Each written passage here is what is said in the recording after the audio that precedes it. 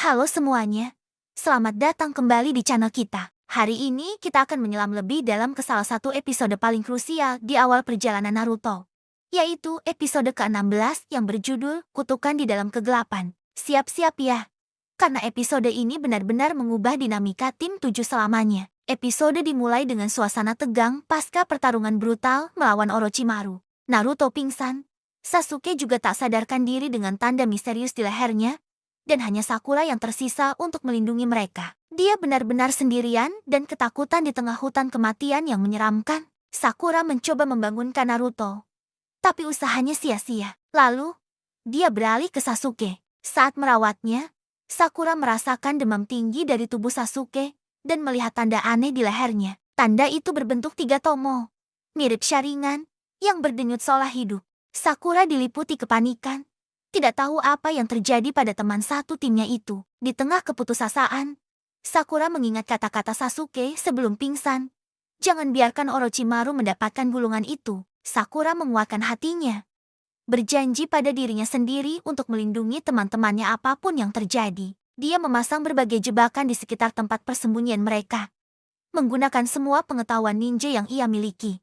Ini adalah momen penting bagi Sakura, di mana dia berhenti hanya menjadi penonton dan mulai mengambil tindakan nyata sebagai seorang kunoichi. Malam tiba, dan hutan menjadi semakin mencekam. Sakura terus berjaga, tidak tidur sedikit pun, sambil merawat Sasuke yang demamnya semakin parah. Dia terus membasahi dahi Sasuke dengan kain basah, berharap demamnya segera turun. Rasa lelah dan takut terus menghantuinya, tapi tekadnya untuk melindungi teman-temannya jauh lebih besar.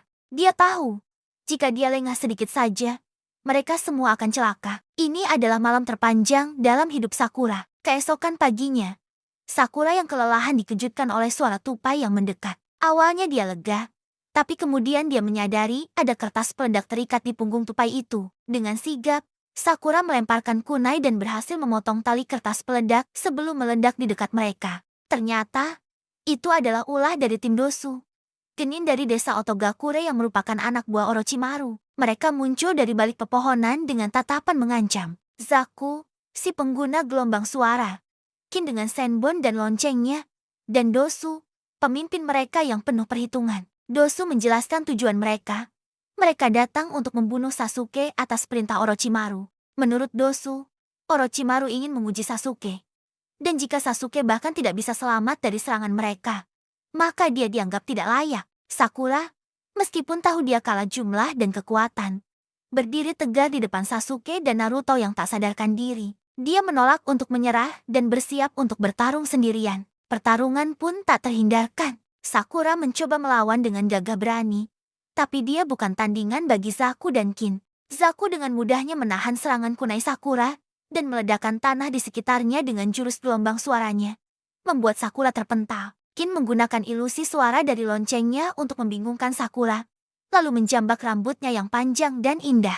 Kin mengejek Sakura, mengatakan bahwa dia lebih mementingkan penampilannya daripada latihannya. Ejekan itu menyentuh titik terlemah Sakura. Selama ini, dia selalu merasa menjadi beban bagi timnya. Dia teringat kata-kata Ino dan kritikan dari Sasuke. Di momen genting itu, Sakura membuat keputusan drastis. Dengan kunai di tangannya, dia memotong rambut panjangnya yang selalu ia banggakan. Ini adalah simbol perpisahannya dengan dirinya yang lama, dirinya yang lemah. Dia menyatakan bahwa dia tidak akan lagi bersembunyi di belakang Sasuke dan Naruto. Dia akan bertarung dengan segenap kekuatannya. Tindakan Sakura yang nekat itu mengejutkan semua orang, termasuk tim Dosu. Tapi itu belum cukup. Sakura kembali diserang, dan saat dia hampir kalah, bantuan tak terduga datang. Rakli muncul entah dari mana, menendang Zaku dan menyelamatkan Sakura tepat pada waktunya. Lee menyatakan bahwa dia akan melindungi Sakura dengan nyawanya. Pertarungan pun beralih antara Rakli melawan tim Dosu. Lee menunjukkan kecepatan taijutsunya yang luar biasa, membuat tim Dosu kewalahan pada awalnya. Namun, Dosu adalah ninja yang cerdas. Dia berhasil menganalisis gerakan Lee dan menemukan kelemahannya. Menggunakan jurus andalannya yang memanfaatkan getaran suara untuk menyerang telinga bagian dalam lawan, Dosu berhasil melumpuhkan Lee, membuatnya kehilangan keseimbangan dan kemampuan bertarungnya. Lee pun tumbang, tidak bisa lagi melindungi Sakura. Situasi kembali menjadi kritis. Sakura kembali sendirian, menghadapi musuh yang telah mengalahkan Rakli. Saat Sakura bersiap menerima nasib terburuknya, sesuatu yang luar biasa terjadi. Sasuke mulai bergerak. Tanda kutukan di lehernya menyebar ke seluruh sisi tubuhnya, membentuk pola hitam yang menyeramkan. Dia bangkit perlahan. Dengan aura yang sama sekali berbeda, matanya tidak lagi menunjukkan kehangatan seorang teman, melainkan tatapan dingin yang penuh dengan niat membunuh. Cakranya terasa sangat besar dan jahat. Sasuke menatap tim Dosu dengan dingin dan bertanya pada Sakura.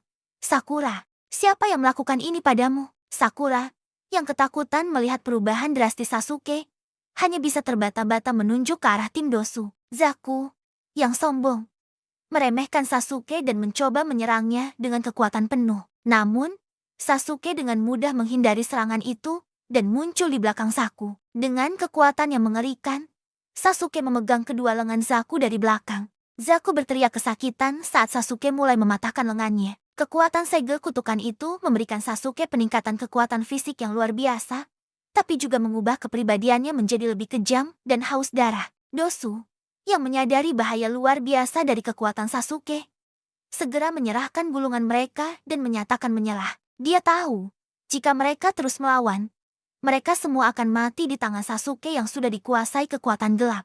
Setelah tim Dosu pergi, Sasuke masih diselimuti aura gelap. Pola hitam itu masih menutupi tubuhnya. Dia menatap Naruto yang masih pingsan dengan tatapan yang sulit diartikan. Sakura, melihat keadaan Sasuke yang mengerikan, berlari dan memeluknya dari belakang. Sambil menangis, dia memohon agar Sasuke berhenti. Hentikan, Sasuke-kun, kumohon. Pelukan dan air mata Sakura entah bagaimana berhasil menyadarkan Sasuke.